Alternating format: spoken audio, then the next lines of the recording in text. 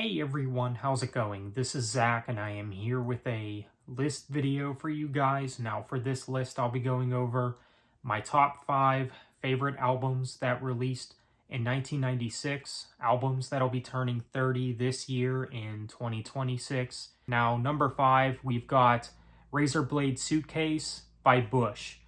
Now Bush, I don't know what you want to categorize them as, grunge or alternative rock or hard rock or whatever you want to call them. I think Bush is a very good band, and this album, Razorblade Suitcase, I think it is one of their best. And really, when it comes to their first 5 albums, you really can't go wrong with, of course, those 5 albums that they've released in the 90s and early 2000s before they took that long break. So Razorblade Suitcase, I do think is solid. Of course, you have Insectkin on here. You have Greedy Fly and Swallow, which is probably one of my personal favorite Bush tracks. But yeah, it's a solid album. I dig how raw this album is. Now, I don't think it's as good as their first album, which was 16 Stone, but Razorblade Suitcase I still thought was solid. It's still a very good Bush album, and this was actually the album that got me into the band. This was the first Bush album that I checked out, and I really liked it, explored the rest of their music, and I became a fan of the band. So Razorblade Suitcase by Bush, that's an album that definitely had to make my top 5. Next, we've got Test for Echo by Rush.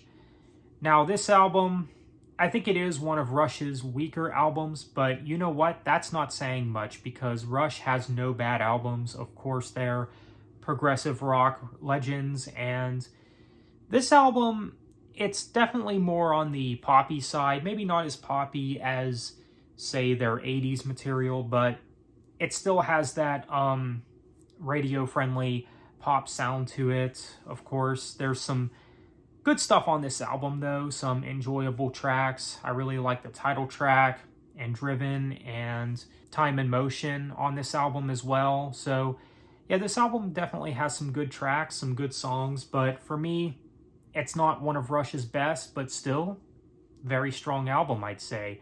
Again, Rush has no bad albums, so can't go wrong with any of their stuff. But if I were to rank the Rush albums nowadays, this probably would be closer to the bottom, but again, that's not saying much. Rush with Test for Echo, really good album, so that had to make my top 5. So next at number 3, we've got Arena by Asia. Now, this is of course from the John Payne era, the John Payne lineup of Asia, which to be honest, I actually like more than the John Wetton material with Asia, which I know that's kind of a hot take and a very unpopular opinion because I know that most Asia fans do gravitate more to the John Wetton stuff, that classic 80s era, and even the stuff from the 2000s into the 2010s. But for me, John Payne, there's just something about his vocals that just does a lot for me than the John Wetton material. I think John Payne just has so much soul and emotion to his voice, and dare I say, he might be one of my favorite vocalists of all time. Very underrated singer, I would say. Now, this album, Arena, I think I would say it's probably one of my favorite Asia albums, to be honest. There's many great tracks on here. Of course, you have that title track, which is one of the fan favorites on here. Really dig that song a lot. Easily one of the best songs off this album and one of my favorites too.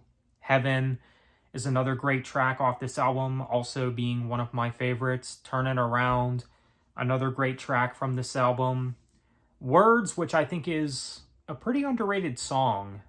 And then you have, of course, The Day Before the War, which I would go as far to say is one of my favorite Asia songs, to be honest. It's, of course, an epic, and I like how complex this song is, the instrumentation, and it's just an epic-sounding song, and I really dig it. The Day Before the War. It's a great song, and again, probably one of my favorite Asia songs, too, especially from the John Payne lineup. I really dig how adventurous and majestic this album sounds, too. It's just fantastic, and again, it's probably one of my favorite Asia albums, to be honest. So, there you go. Arena by Asia. Great album, I'd say. And I don't know how popular it is to say, but this is one of my favorites from the band. I actually like this more than the John Wetton stuff, all the John Wetton Asia albums, to be honest, which, again, might be a hot take. Like, really? Even over the debut? Even over Alpha? Even over Astra? Yeah, I like this album more than those. So, there you go. But the next album up, we've got The Jester Race by In Flames. This is another album that I knew had to make the top 5 of 1996. It's just a great album, and I would say it is my favorite album from In Flames. In Flames are, of course, melodic death metal legends, and probably my favorite mellow death band too. Now, The Jester Race probably being my favorite from the band, Whoracle being second, a very close second for me, I would say. But there's just something so great about The Jester Race.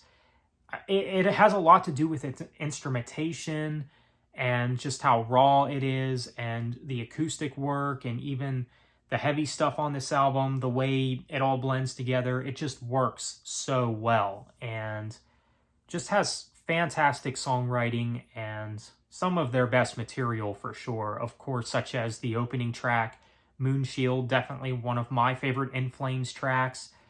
The Jester's Dance, which is an instrumental, definitely being my favorite In Flames instrumental. And then you have Artifacts of the Black Rain, another favorite In Flames song of mine. Lord Hypnos, another solid track. The title track is also great. And then you have December Flower, another great track off this album. But really, you can't go wrong with any of the songs off this album. It's just a solid album from start to finish. And if you like melodic death metal, this is an essential album. This is definitely an essential album to listen to if you are a fan of that genre. So The Jester Race, great album from In Flames. All right, the last album on this list, we've got Life is Peachy by Korn.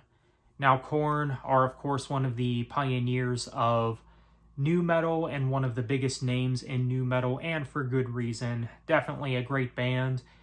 Now, Life is Peachy, this is not my favorite Korn album, and I wouldn't consider this their best by any means. I do prefer other albums like the debut. I do prefer Follow the Leader. I do prefer Issues. So there's just other albums from Korn that I do like more and that I prefer. But Life is Peachy is still a very good album and a very good follow-up to their first album. Many great songs on here, such as Twist, which is definitely interesting vocally and everything. There's just something so unique about it. And then, of course, you have Chi on this album. You have Swallow, Mr. Rogers, Good God. Many great tracks off this album for sure. And I dig how dark this album sounds too. And it definitely has a very raw sound and production to it and everything.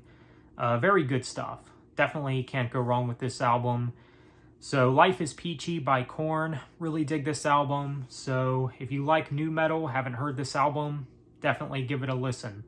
So that is my top 5 favorite albums of 1996. Let me know what you think. What are your favorite albums of 1996? Albums that'll be turning 30 this year in 2026. Feel free to let me know in the comments. So with that being said, thank you for watching. Take care and have a good one.